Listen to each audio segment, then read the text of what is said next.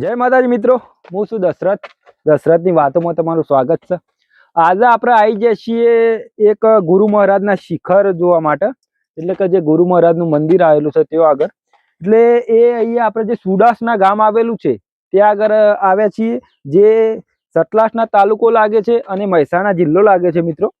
અને જે કુદરતી સૌંદર્યની વાત કરું તમને તો આ મંદિર છે એ ગબ્બર ઉપર, એટલે કે જે પથ્થર છે એ પથ્થરના ઉપર આવેલું છે મિત્રો। અને આપણે જઈશું, આપણે પણ પહેલી વાર આવ્યા છીએ એટલે શું શું નજારો હોય એ પણ તમને બતાવશું મિત્રો। તમે જોતા રહેજો અમારો વ્લોગ મિત્રો। આ મંદિર છે એ ગબ્બરની વચ્ચે કંઈક આવેલું છે, ગુરુ મહારાજનું શિખર। અહીંયા કોઈ જાનવરોની કોઈ બીક જેવું છે નહીં, કારણ કે આજુબાજુમાં ગામ આવેલું છે એટલે આપણે આવ્યા છીએ। માહિતી મળી ના પરથી આપણે ગુરુદેવના શિખર જોવા માટે આવ્યા છીએ। ઉપર જવું એટલે ખબર પડશે। અને બીજું એક અહીંયા પગથિયાની સગવડ છે એટલે કંઈ વાંધો આવે એવું નથી। તમારી ફેમિલી સાથે પણ તમે આવી શકો છો મિત્રો, અને જોવાલાયક છે એવું કંઈક લાગી રહ્યું છે આપણને। આપણે પણ પહેલી વાર આવ્યા છીએ। અહીંયા પાણીની સગવડ માટે અહીંયાના જે એક્સ આર્મીયન જે એક્સપાયર થયેલા છે એમના હસ્તે શ્રી દયાવીરસિંહજી કરણસિંહજીએ આ ટોકી જે પાણીની પરબ અને જે હવાડો બનાવવા માટે અમુક દાન આપ્યું અને એમને જ આ ઊભું કરેલું છે। તો બહુ સારું કામ કર્યું છે મિત્રો। આવીને આવી પ્રગતિ તમે પણ અહીંયા આવો અને કંઈક દાન કરવાની ઈચ્છા થાય તો તમે તમારી રીતે વિચારી અને અહીંયા કોઈ પણ વિકસાવી શકો છો।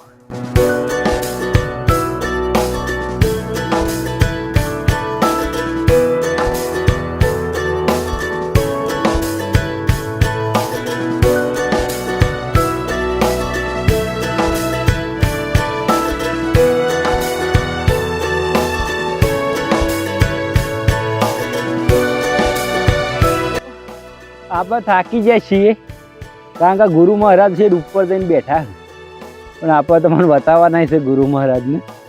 શું કહેવું મિત્રો, એટલે અમે વ્લોગ બનાવવા આવ્યા છીએ એટલે બનાવ્યા ગયો તો છૂટકો છે નહીં, એટલે જવું બેસતા બેસતા જવું પણ તમને ગુરુ મહારાજના દર્શન કરાવશું મિત્રો। તો આપણે ગુરુ મહારાજનું શિખર છેડ ઉપર આવ્યું છે એટલે થાકી જઈએ, તાપ થઈ જાય છીએ, પણ તમને ગુરુ મહારાજ બતાવવા એટલે બતાવવા એ નિર્ણય કરી લીધો હોય એટલે બન્યા રહેજો વ્લોગમાં મિત્રો। આપણે જે ગુરુ મહારાજના શિખર જતા હતા ત્યાં આગળ વચમાં જે ગબ્બર આવે એટલે કે પર્વત છે, ડુંગર છે, એની નીચે એક આપણા ગોગા મહારાજની મૂર્તિ, આપણે તો એના દર્શન કરી લઈશું મિત્રો, તમે જોવો છો।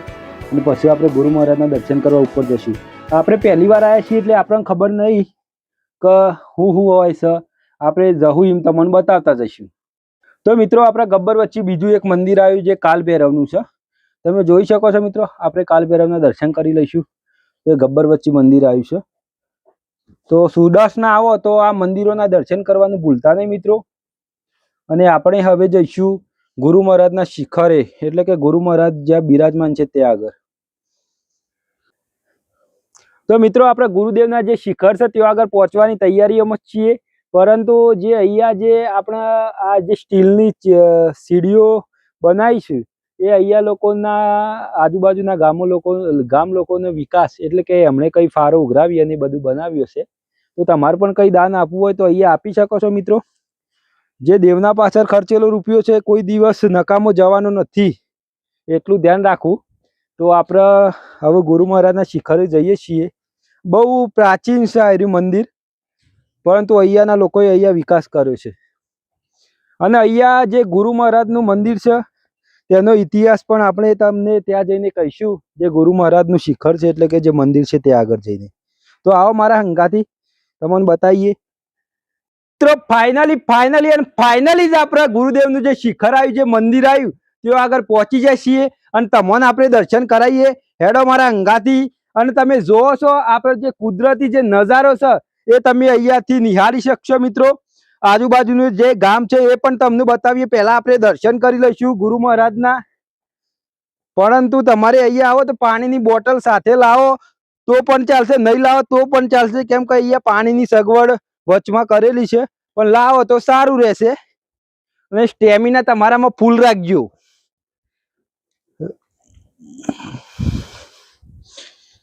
આપણે જે પથ્થર છે અને પથ્થરની વચમાં છે ને આ બધું જે મંદિર છે, અમુક અંદર એક મંદિર આવેલું છે અને અહીંયા નગારું છે.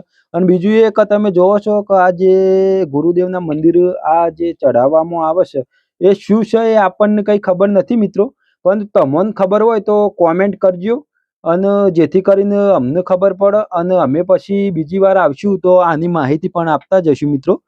અને બીજું એ કે અહીંયા ગુફાઓ આવેલી છે, અંદર પથ્થરની અંદર બધું આવેલું છે, તમે જોઈ શકો છો મિત્રો.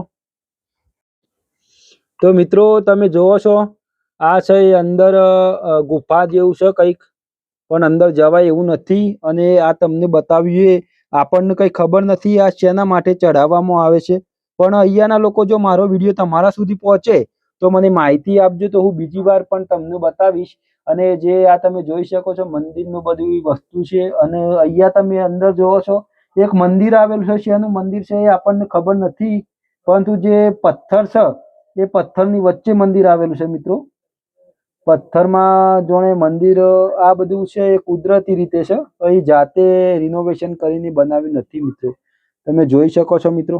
તો મિત્રો આપણે જે ગુરુ મહારાજનું જે મંદિર છે ત્યાં આગળ આપણે આવી જઈએ. તમે જોઈ શકો છો જે ગુરુ મહારાજની મૂર્તિ છે બિરાજમાન અહીંયા, તે પણ તમને જોવા મળશે.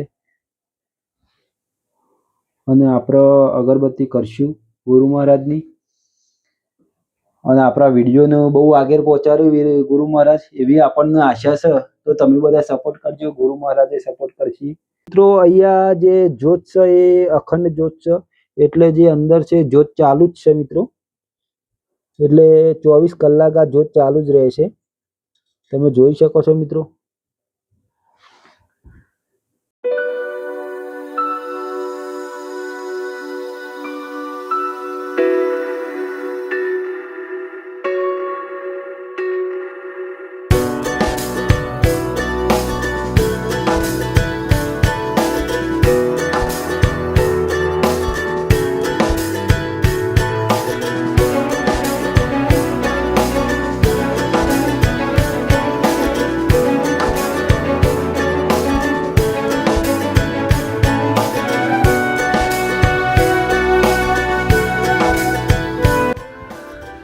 તો મિત્રો તમે જોઈ શકો છો આપણે જે કુદરતી સૌંદર્ય અહીંયાથી જે સુદાસના ગામ આવ્યું છે કે આજુબાજુના જે ગામો આવેલા છે એ અહીંયાથી બધું દેખાય છે.